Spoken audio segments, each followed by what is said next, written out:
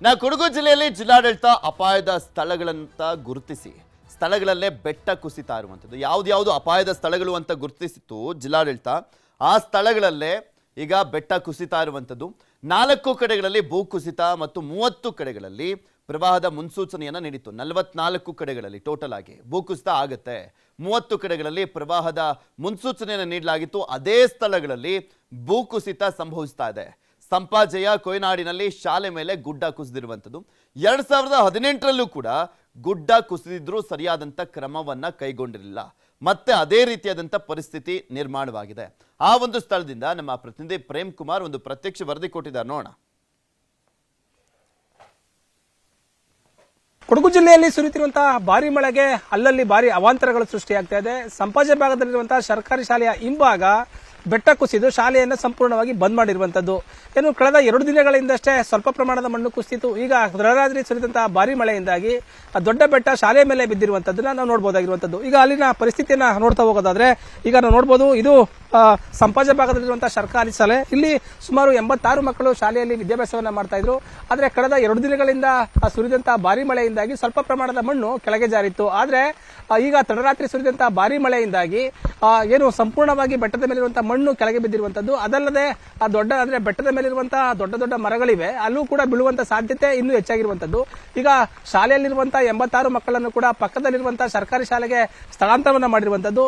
ಅಂದ್ರೆ ಈ ಶಾಲೆ ಸುಮಾರು ಹಲವಾರು ವರ್ಷಗಳಿಂದ ಮಕ್ಕಳು ಒಂದು ಪಾಠವನ್ನ ಕಲಿತಾ ಇದ್ರು. 2018ರ ಸಮಯದಲ್ಲೂ ಕೂಡ ಈ ಶಾಲೆಗೆ ಕೂಡ ಒಂದು ಬಿರುಕು ಕಾಣಿಸಿಕೊಂಡು ಬೆಟ್ಟದ ಮಣ್ಣು ಕುಸಿತಿತ್ತು. ಆದರೆ ಎಚ್ಚೆತ್ತುಕೊಳ್ಳದಂತಹ ಒಂದು ಜಿಲ್ಲಾಡಳಿತ ಏನು ಇದೇ ಸರ್ಕಾರಿ ಶಾಲೆಯಲ್ಲಿ ಮಕ್ಕಳಿಗೆ ವಿದ್ಯಾಭ್ಯಾಸವನ್ನ ಮಾಡ್ತಾ ಇದ್ರು. ಏನಾದ್ರೂ ಕೂಡ ಶಾಲೆ ಏನಾದ್ರೂ ಕೂಡ ಇದ್ದಿದ್ರೆ ಆ ಮಕ್ಕಳಿಗೂ ಕೂಡ ಭಾರಿ ಪ್ರಮಾಣದ ಅಪಾಯ ಉಂಟಾಗ್ತಾ ಇತ್ತು. ಬೆಟ್ಟದ ಮಣ್ಣು ಶಾಲೆ ಮೇಲೆ ಬಿದ್ದ ಕಾರಣ ಕೂಡ ಮಕ್ಕಳು ಅಕ್ಕಪಕ್ಕ ಓಡಾಡ್ತಿರ್ತಾರೆ. ಇಂಥ ಸಂದರ್ಭದಲ್ಲಿ ಭಾರಿ ಅನಾಹುತ ತಪ್ಪಿದೆ ಅಂತ ಹೇಳ್ಬೋದು. ಈ ಬೆಟ್ಟ ಇನ್ನು ಕಳೆದ 2 ದಿನಗಳಲ್ಲಿ ಸ್ವಲ್ಪ ಪ್ರಮಾಣದಲ್ಲಿ ಕುಸಿತವಾಗಿತ್ತು. ಈಗ ಮತ್ತೆ ಕುಸಿತಾ ಇದೆ. ಅದು ಕಳೆದ ರಾತ್ರಿ ಸ್ವಲ್ಪ ಮಳೆ ಜೋರಾಗಿ ಬಿಟ್ಟು ಬೆಟ್ಟ ಕುಸಿದು ಹೋಗಿದೆ. ನಿನ್ನೆ ರಾತ್ರಿ ಇನ್ನು ಪುನಃ ಜಾಸ್ತಿ ಆಗಿದೆ. ಇದು 4 ಕ್ಲಾಸ್ ರೂಮ್ ಎಲ್ಲ ಹಾಳಾಗಿ ಹೋಗಿದೆ. ಮಕ್ಕಳೆಲ್ಲ ಇವಾಗ ಪಕ್ಕದ ಸಂಪಾಶಾಲೆಗೆ ಕಳಿಸಲಾಗಿದೆ. ಸರ್, ಇದು ಈ ಭಾಗದಲ್ಲಿ 2018ರಲ್ಲೂ ಕೂಡ ಇದೇ ಪರಿಸ್ಥಿತಿಯಾಗಿ ಮಕ್ಕಳುಗಳನ್ನ ಇಲ್ಲೇ ಇದು ಬೆಟ್ಟ ಕುಸಿತ ಆದ್ರೆ ಮಕ್ಕಳುಗಳನ್ನ ಸ್ಥಳಾಂತರ ಇದುವರೆಗೂ ಮಾಡಿಲ್ಲ. ಇಲ್ಲ ಕಳೆದ 2018ಕ್ಕೆ ಬೆಟ್ಟ ಜರಿದು ಬಿಟ್ಟು ಇಲ್ಲೆಲ್ಲ ತೆರವೆಲ್ಲ ಮಾಡಲಾಗಿದೆ. ಈಗ ಪುನಃ ಬೆಟ್ಟ ಜಾಸ್ತಿ ಜರಿದು ಹೋಗಿದೆ. ಕೊಡಗು ಜಿಲ್ಲೆಯಾದ್ಯಂತ ಸುರಿಯುತ್ತಿರುವಂತಹ ಭಾರಿ ಮಳೆಯಿಂದಾಗಿ ಜನರಿಗೆ ಸುರಕ್ಷಿತ ಪ್ರದೇಶಗಳಿಗೆ ತೆರಳುವುದರ ಜೊತೆಗೆ ಏನಾದರೂ ಕೂಡ ಅಪಾಯಗಳು ಸಂಭವಿಸಿದ ಸಂದರ್ಭದಲ್ಲಿ ಸುಮಾರು 100ಕ್ಕೂ ಹೆಚ್ಚು ನಿರಾಶ್ರಿತ ಕೇಂದ್ರಗಳನ್ನ ತೆರಳುವುದಕ್ಕೆ ಜಿಲ್ಲಾಡಳಿತ ಈಗಾಗಲೇ ಸಿದ್ಧತೆಯನ್ನ ಮಾಡಿಕೊಂಡಿರುವಂತದ್ದು.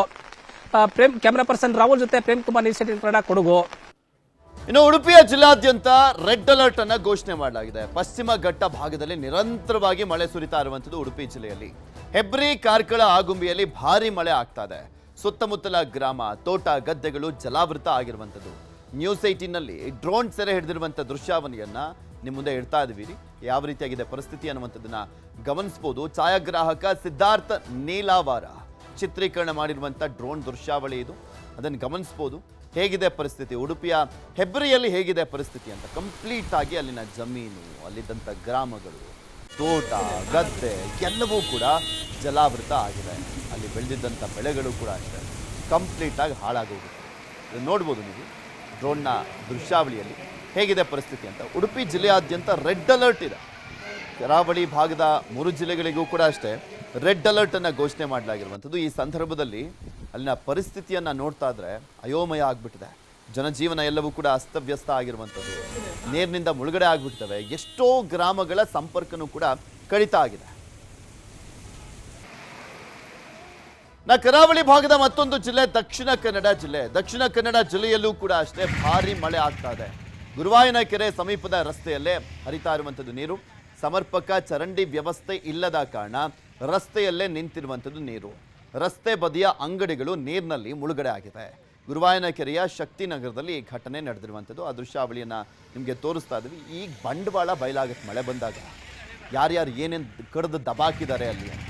ಏಕೆಂದರೆ ಯಾವಾಗಲೂ ಕೂಡ ಈ ಚರಂಡಿ ವ್ಯವಸ್ಥೆ ಮಾತ್ರ ಸರಿಯಾಗಬೇಕು ಅಂತ 106 ಕೋಟಿ ಬಿಡುಗಡೆ ಮಾಡಲಾಗುತ್ತೆ. ಈ ರಾಜ್ಯದಾದ್ಯಂತ 1000 ಕೋಟಿ ಹಣವನ್ನು ಬಿಡುಗಡೆ ಮಾಡ್ತಾರೆ ಎವ್ರಿ ಇಯರ್. ಚರಂಡಿ ವ್ಯವಸ್ಥೆ ಮಾತ್ರ ಸರಿಯಾಗಿರಬೇಕು ಅಂತ. ಆದರೆ ಆ ಚರಂಡಿ ದುಡ್ಡನ್ನು ಕೂಡ ತಿಂದು ನೀರು ಕುಡಿತಾರೆ ಜನಪ್ರತಿನಿಧಿಗಳು. ಅದಕ್ಕೆ ಇದೊಂದು ಬೆಸ್ಟ್ ಎಕ್ಸಾಂಪಲ್. ಯಾಕೆಂದರೆ ನೀರು ಸರಾಗವಾಗಿ ಹರಿತಾ ಇಲ್ಲ. ಅಲ್ಲಿ ಚರಂಡಿಯಲ್ಲಿ ಫ್ಲೋಯಿಂಗ್ ಇಲ್ಲ.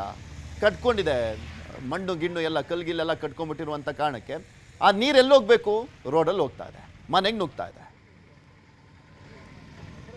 ಕನ್ನಡಿಗರ ಮೆಚ್ಚಿನ ನಿಮ್ಮ ನ್ಯೂಸ್ 18 ಕನ್ನಡ ಈಗ ವಾಟ್ಸ್ಆಪ್ನಲ್ಲಿಯೂ ಲಭ್ಯ. ಕರ್ನಾಟಕ ಮತ್ತು ದೇಶ ವಿದೇಶದ 360 ಡಿಗ್ರಿ ಸುದ್ದಿ ವಿವರವನ್ನ ನೀವು ನಿಮ್ಮ ಕೈ ಬೆರಳುಗಳಲ್ಲಿಯೇ ಪಡೆಯೋದಿಕ್ಕೆ ಈ QR ಕೋಡ್ ಅನ್ನ ಸ್ಕ್ಯಾನ್ ಮಾಡಿ. ನಮ್ಮ ಚಾನೆಲ್ ಅನ್ನ ಫಾಲೋ ಮಾಡಿ, ನೋಟಿಫಿಕೇಶನ್ ಆನ್ ಮಾಡಿ.